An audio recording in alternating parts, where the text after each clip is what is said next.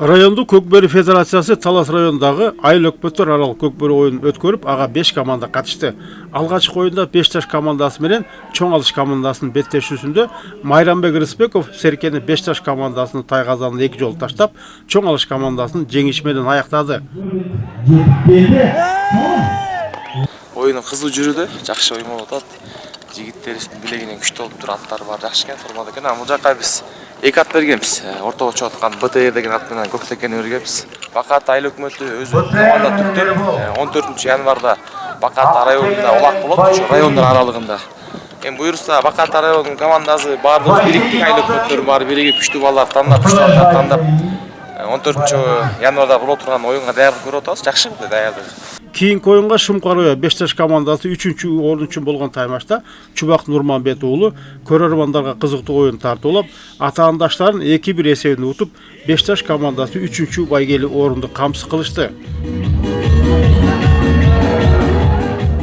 Жакын арада ушул облустук деңгээлде жана республикалык деңгээлде жаңы түзүлгөн Айыл өкмөтөр аралык оюндар болот. Ошого бир чети биздин өзүбүздүн Талас районунун жаңы кошулган Айыл өкмөтөр аралык оюнунун оюнун көрөйүн деп уюштурдук бүгүнкү оюнду. Жакында болуп турган алдыңкы оюндарга дагы бир чети даярдык болсун деп, балдар бири-бири менен чабып көрүшсүн деп, ушул максатта Талас районунун Көкбөрү Федерациясынын атынан ушул бүгүнкү оюнду уюштуруп жатабыз.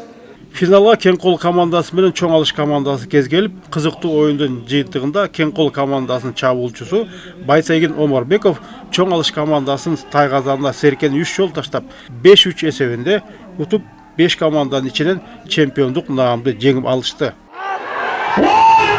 Ошонун 18-синде болсо билесиз, область боюнча Айыл өкмөтөр оюн болот.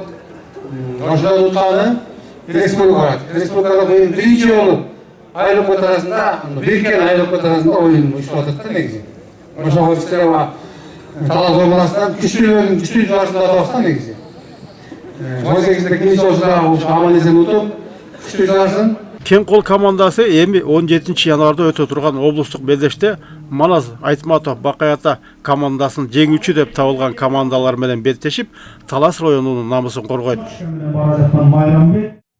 Оролбек Бешебаев, Урмат Доктурбек уулу, Талас облусу.